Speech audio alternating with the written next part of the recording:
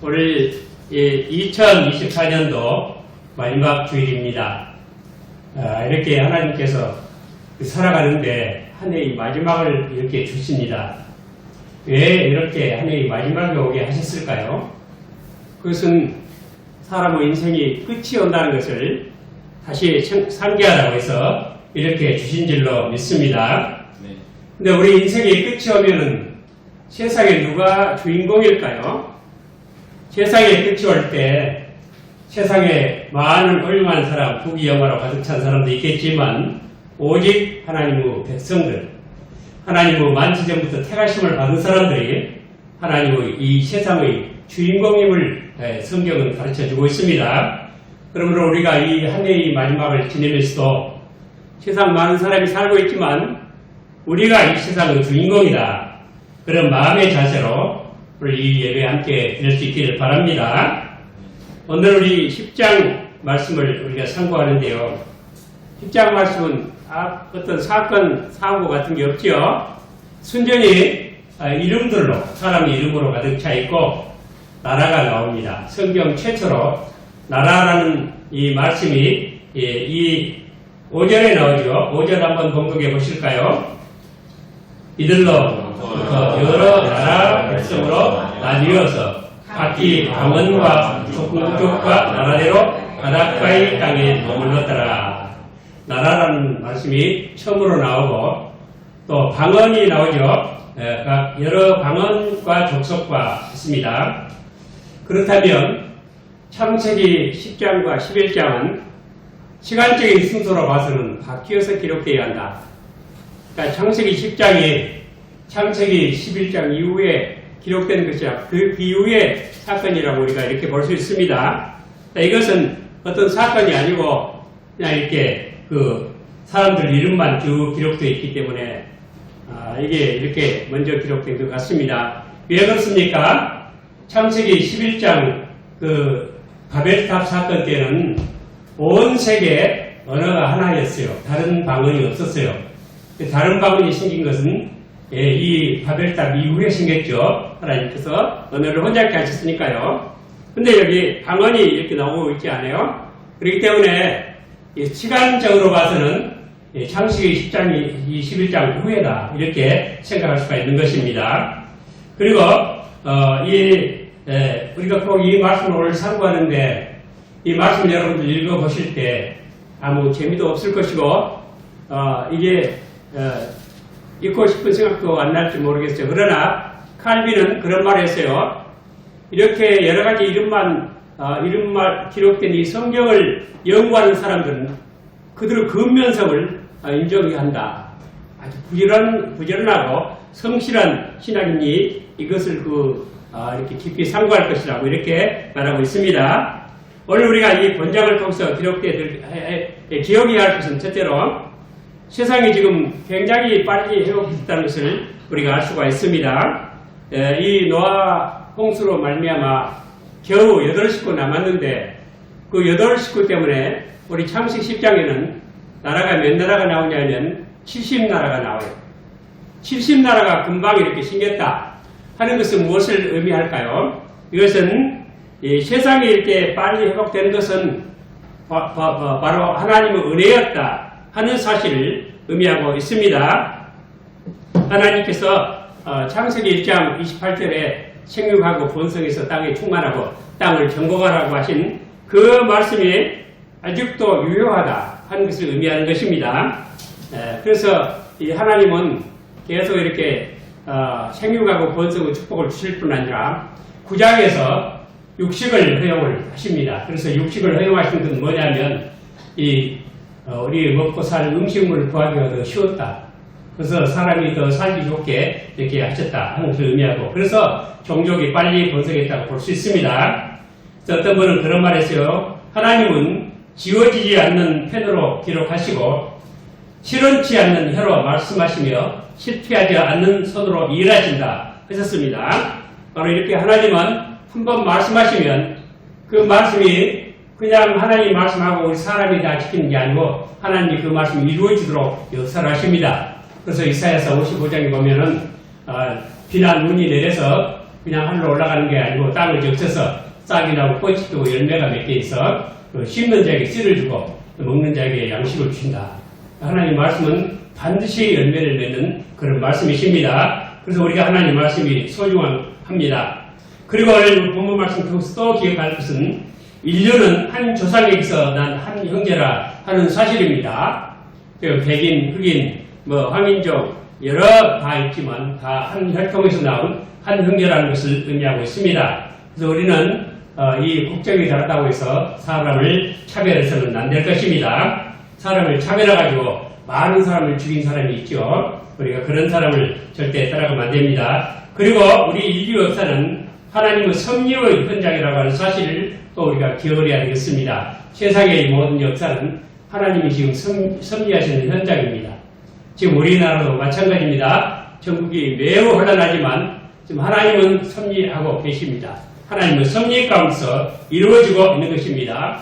하나님의 섭리가 무엇입니까? 하나님의 섭리란 만민과 만물과 만사를 그 정명하신 목적에 지루하시는 하나님의 활동을 의미하는 것입니다. 하나님의 섭리, 만민과 만물과 만사를 그 정명하신 정해진 목적을 향해서 지루하시는 이끌어가시는 하나님의 활동을 섭리라 그렇게 말하는 것입니다. 지금 하나님께서 역사하시고 우리나라도 이끌어가고 계십니다. 오늘 우리가 이 본문 말씀을 통해서 꼭 기억해야 할 것이 있습니다. 첫째는 하나님의 역사를 기억하지 않은 대응망덕한 사람들이 아주 수다하다는 사실입니다. 노아 8시기를 통해서 번성하기 시작한 인류는 또다시 이렇게 종족과 나라를 이루게 되었습니다. 이것은 하나님이 계속 축복하고 계신다. 즉 하나님의 축복은 끊이지 않고 계속된다 하는 사실을 이렇게 사람들이 기억을 해야 되는데 이것을 망각을 하고 대응망덕한 삶을 사는 사람이 아주 수다하다는 사실입니다. 성경은 우리로 하여금 항상 하나님의 모든 역사를 기억하라고 강권하고 있습니다. 신명기 5장 15절에 너는 기억하라. 내가 애굽 땅에서 종이 되었더니 너희 하나님 여호와가 강한 손과 큰 팔로 너를 거기서 인도하여 내었나니 그러므로 너희 하나님 여호와가 너를 명하여 안식일을 지키라 하느니라. 너는 기억하라 말씀하십니다. 또 신명기 7장 18절에도 내 하나님 여호와께서 이 40년 동안에 너를 광야의 길을 걷게 하신 것을 기억하라. 이는 너를 낮추시며 너를 시험하사 내 마음이 어떠한지 그 명령을 지키는지 아니 지키는지 알려 하심이라 했습니다. 이스라엘 백성들이 하나님께서 40년을 광야에 걷게 하신 것 그걸 기억하라. 하나님께서 우리를 시험해서 하나님 말씀 잘 순종하신지 알고 싶어서 그러신 것입니다. 이런 말씀을 오늘 우리 삶에도 적용을 해서 우리에게 어려운 시험이 닥치면 우리가 광야 가는 길을 가는 것처럼 우리 앞길이 팍팍하면 하나님께서 내 말씀 잘 지키는지 시험하시는구나 생각하시고 우리 자세를 바로 하시기 바랍니다. 이런 말이 있죠. 좋은 믿음은 기업의 축복을 받는다 했습니다. 좋은 믿음은 무슨 축복을 받아요? 좋은 믿음은 무슨 축복을 받습니까? 기업의 축복을 받습니다. 여러분 학교에서 공부할 때 시험 볼 때도 기억력이 좋아야 되지 않겠어요? 그 기억력이 좋은 학생들이 좋은 성적을 얻잖아요. 우리 신앙에도 좋은 기억을 가진 사람이 좋은 믿음의 사람이 될 줄로 믿습니다.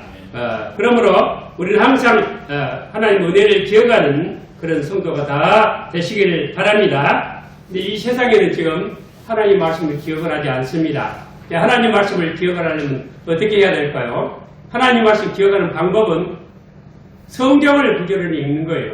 그건 방법밖에 없어요. 성경을 읽지 않으면 자꾸 잊어먹게 돼 있어요. 그런데 성경 읽기보다도 유튜브를 더 많이 보는 세상이에요. 그래서 이 세상에 하나님 말씀을 기억하지 못하고 잃어버려서 믿음을 잃어버리기 쉬운 세상이 되었습니다. 아직 그렇게 되었고 세상에 하나님 말씀보다도 이렇게 유튜브나 보기 때문에 어떤 평론가입니까? 하는 사람도 있죠. 요즘 하는 사람이 이런 말 했어요. 앞으로 우리나라에 컬트교가 성행할 것 같다. 컬트가 뭔지 아세요? 광신적인 그런 사이비 집단 종교가 생겨날 것 같다. 이 지금 광화문에 생겨나고 있어요. 컬트교회 그게. 컬트라고. 광신적인 이교도 집단이에요. 그건 하나님 믿는 신앙이 아니에요. 그래서 우리 예수님께서 누가복음 18장 8절에 아주 아픈 말씀하셨어요.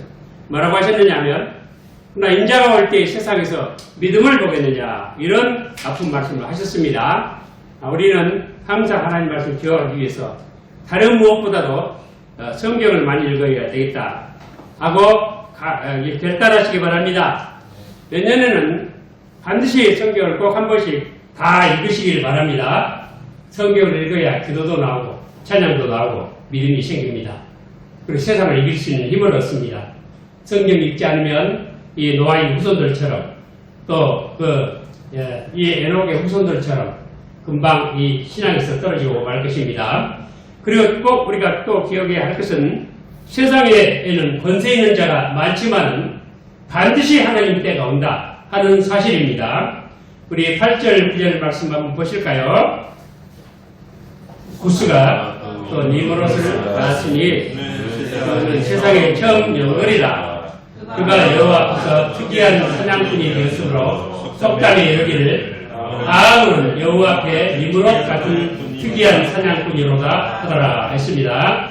이 영걸이 세상에 처음 영걸이라, 이 영걸이란 말 히브리어로 보니까 깃보르라 하는 말인데 강력한 자, 아주 강렬한 자, 용사 또는 폭군 그런 뜻이에요. 그리고 사냥꾼이란 말, 특이한 사냥꾼이라는 했는데 사냥꾼 차이드란 말인데 이것은 그냥 짐승 사냥하는 사냥꾼이 아니고 세상의 정복자, 약탈자 그런 뜻이라고 그래요. 그래서 이 사람은 이 사람을 사냥하는 아주 폭군, 무자비한 폭군이라고 볼 수 있습니다. 오늘날 우리나라가 그러한 것을 보고 있습니다. 북쪽에도 있고 남쪽에도 있는 것 같습니다. 북쪽의 김정은은 공산주의가 체제가 원래 동평이에요. 똑같이 살아야 되는데 김정은이는 트럼프보다 돈이 더 많다 그래요. 트럼프 재산이 30조인데 김정은이는 40조라고 그래요. 돈이 어마어마하게 많고 그 기념봉도 어마어마하게 돈을 많이 들어서 짓고 뭐 아주 세계 최고 고급차가 뭐 수백 대고 고급 비행기에다가 뭐 요트에다가 말할 수 없는 부를 얹어 누르고 너무 배가 불러서 뚱뚱해서 주체 못할 정도로 뚱뚱한데 이복의 백성들은 훨씬 많아있죠. 그게 공평입니까? 사람은 하는 짓이 그래요. 말은 공평을 말하고 정의를 말하지만 그렇지 않아요. 이 남쪽도 마찬가지인 것 같아요. 남쪽에 걸핏하면 법을 잡은 사람들이 공평과 정의대로 하겠다 그러는데 그 한 부장검사가 하는 말 들으니까 검사들이 공평과 정의로 한다는 말은 내 마음대로 하겠다는 뜻이래. 그거예요. 내가 공평이고 내가 정의라는 거예요. 내 마음대로 하는 게 공평과 정의라는 거예요. 왜 이번에 그 계엄령이 왜 선포됐을까요? 공평과 정의가 내 마음대로 하는 게 공평과 정의다. 그러다가 정권 내주면은 정말로 법에 의해서 엄격한 판단을 받게 생겼거든요. 그래서 이 계엄을 선포했다고 해요. 즉 말하면 그런 전투가 안 받으려고. 근데 계엄이 선포돼서 성공을 했다면 언제 끝날까요? 이 계엄은 내란이기 때문에 내란의 그 수계는 사형과 무기징역 2개밖에 없대요. 그렇게 벌을 받아야 되기 때문에 내란에 만약 이번에 성공을 했다면 절대로 안 내놓는데요. 권력을 내놓을 수 없어요. 내가 죽게 된 문제가 해결되기 전에는 안 내놓는 거예요. 그래서 끝까지 그냥 완전히 독재 나라가 되는 거예요. 공산주의처럼 되는 거예요. 여러분 요즘 종북이란 말이 있잖아요. 종북이란 말 뜻을 그 개념을 새롭게 해야 돼요. 뭐냐면 북한을 찬양하고 따라가는 게 아니고 북한 본받아서 하는 게 종북 아니겠어요? 딸을 종자, 줬을 종자. 응? 북한 쫓아서 독재하는 그게 종북이지 뭐예요. 우리나라가 그렇게 돼 있어요. 하나님 섭리로 스스로 자기 죄를 뒤집어 쓰도록 이렇게 지금 탄핵이 되고 재판을 앞두고 있는 것 같습니다. 하나님은 섭리인 줄 압니다. 그리고 극우파들이 지금도 윤석열이 찬양하고 적극 지지하고 있습니다. 근데 사실은 말이요. 하나님께서 극우파를 통해서 윤석열을 탄핵시키셨다. 저는 그렇게 믿어요. 왜냐하면 극우파들 말만 듣고 모든 국회의원들은 다 범죄자들이고 나만 의로운 것으로 나는 세계적인 지도자로 착각을 하게 만든 거예요. 누가? 극우파가. 그래서 그런 실수를 하게 만든 거예요. 이것도 하나님의 섭리인 줄 압니다. 이 세상에 이런 권세 있는 자가 많지만은 포악한 자들이 많지만은 하나님의 때는 다가옵니다. 하나님께서 반드시 심판하십니다. 그래서 우리 사람의 수명을 딱 정해 놓으신 것 같아요. 아무리 극악한 이 독재자도 얼마 가지 못하고 죽습니다. 하나님 판단을 해 나서게 될 것입니다. 지금 이 세상에 전쟁을 일으킨 사람처럼 악독한 사람은 없다고 해요. 전쟁을 일으키면 얼마나 많은 사람이 죽습니까? 저 지금 러시아도 전쟁 나가지고 엉뚱하게 북한 사람들까지도 군병들이 몇천 명이 죽었다 이런 소문이 나고 있습니다.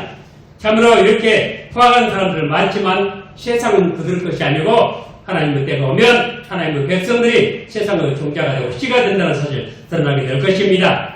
그리고 우리 인류 역사는 하나님의 자녀들에 의해서 명맥이 이어지게 된다는 사실을 본문은 보여주고 있습니다. 자, 우리가 이 딱딱한 성경 말씀 본문으로 돌아와서 조금 우리가 배워야 할 것이 있습니다. 첫째 1절을 보십니다. 1절에 노아의 아들을 셈과 함과 야베스 후에는 그랬죠. 노아의 아들 맨 먼저 누굽니까? 누가 나옵니까? 그러면 누가 큰아들이에요? 셈이 큰아들이고 두 번째가 함이고 세 번째가 야벳이죠. 그런데 그 후에 족보를 어떻게 이루었냐면 2절을 보세요. 2절 야베스 아들은 그랬죠. 이 셋째 아들부터 나오고 그 다음에 6절은 함의 아들이 나오죠. 당연히 셈의 아들이 먼저 나와야 하는데 아니고 이 셋째 아들, 둘째 아들 순서가 틀렸어요. 그리고 이 셈은 언제 나오냐면 21절부터 한번 보십니다. 21절부터 24절까지 쭉 봉독을 보십니다. 셈은 에베 온 자손을 조상이요 야벳의 형이라 그에게로 자녀가 출생하시니 셈의 아들은 엘람과 아수르와 아르박삿과 룹과 아람이요 아람의 아들은 우스와 훌과 헤델과 마스며 아르박삿은 셀라를 낳고 셀라는 에벨을 낳았으며 했습니다. 셈이 이제 마지막으로 나옵니다. 셈이. 그리고 셈의 아들이 누구라고요? 22절에 셈의 아들은 엘람과 아수르와 아르박삿이죠. 그런데 이 아르박삿이 그 다음에 바로 아르박삿이 주인공으로 바로 나오고 있습니다. 이 아들 엘람과 아수르 얘기 안 나오고 이 아르박삿이 룹과 아람의 아들은 이렇게 나오고 있습니다. 그리고 25절, 26절을 또 보실까요? 에벨은 두 아들을 낳고 하나의 이름을 벨렉이라 했으니 그때 세상이 나누었으며 벨렉의 아버지 이름은 역단이며 했습니다. 이 아르박삿 에벨 낳고 에벨 두 아들을 벨렉이고 아우 이름이 뭐예요? 욕단이죠. 근데 26절을 보세요. 욕단은 그 벨렉이 빠져버렸잖아요. 그리고 그 동생 이름이 족보로 이어가고 있죠. 이렇게 족보가 좀 이상하지 않아요? 이게 뭐냐면 바로 이것이 중요한 인물이 나중에 나오는 히브리식 기록 방식이라고. 앞에 족보는 이렇지만 중요한 인물을 뒤에 배정해가지고 그 사람을 중심으로 새로운 시대를 열어가요. 그래서 족보가 세 가지 의미가 있다는 게 그거예요. 첫째는 객관적 사실에 대한 역사적 증명. 두 번째는 새 시대의 여명. 마지막에 나온 사람을 통해서 새 시대가 열어져요. 그러니까 셈의 아들, 셈의 계통이죠. 그리스도의 계통이. 그래서 셈을 나중에 넣는 거예요. 그래서 이게 똑같이 난 순서대로 되어 있지 않고 중요한 순서대로, 순서가 나중에 나와서 강조하고 있다 하는 것입니다. 그래서 이것이 바로 그리스도의 통로라고 하는 것입니다. 그런데 여기에서 그 21절 다시 보세요. 셈은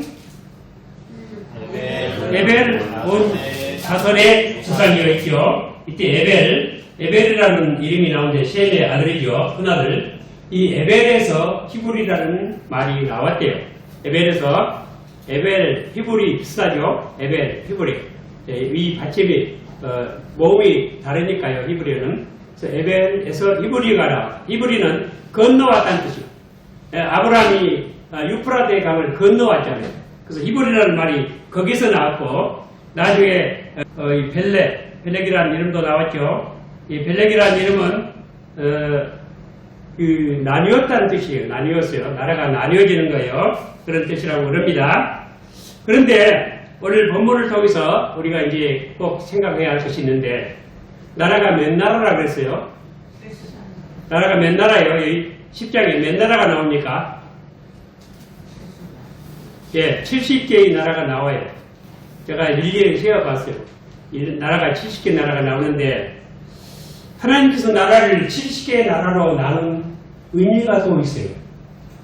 왜 그렇게 나누셨는가? 이게 중요합니다. 이 키포인트예요. 제가 그런 얘기를 한 적이 있거든요. 이스라엘 백성들이 애굽으로 들어갈 때 몇 명이 들어갔죠? 70명이 들어갔다고 출애굽기에 나오고 있어요. 출애굽기 1장 5절에 이미 애굽에 있는 요셉까지 야곱 혈속이 모두 70인이었더라. 나라가 70인데 70명이 애굽으로 들어갑니다. 자, 이것이 무엇을 의미할까요? 그래서 그 나라 숫자대로 하나님께서 나라를 분정하셨다. 제가 언젠가 그 얘기를 했더니 다른 목사님들이 안 믿어요. 그래서 내가 신명기 32장 8절을 제시하니까 그런가 보다 그러대요. 신명기 32장 8절에 뭐라고 하면 지극히 높으신 자가 열국 기업을 주실 때 인종을 분정하실 때 이스라엘 자손의 수요대로 민족들의 경계를 정하셨도다 그랬어요.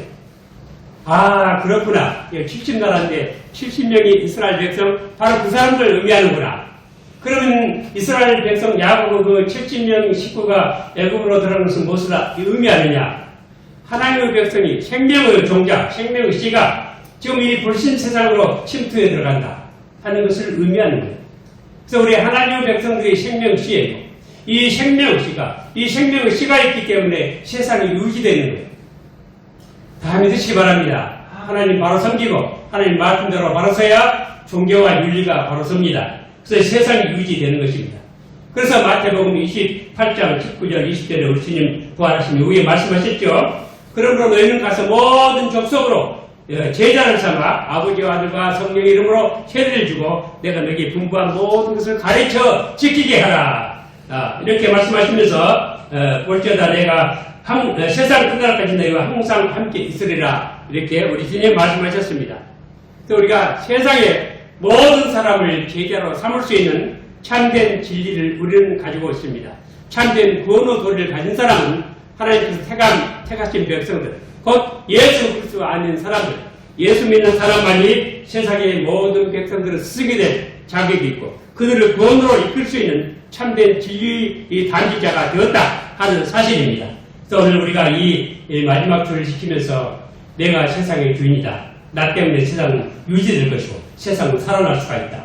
이거 명심하시고 세상의 생명의 종자로서 살아가는 우리 모두 되시기를 오늘 주님 이름으로 축원을 드립니다.